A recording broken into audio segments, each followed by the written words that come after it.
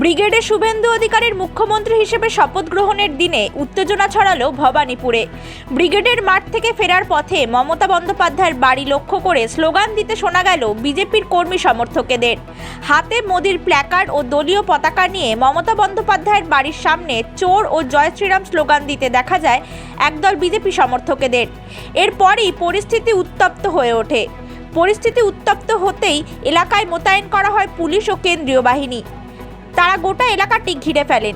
পরিস্থিতি নিয়ন্ত্রণে রাখতে জটলা সরিয়ে দেয় পুলিশ।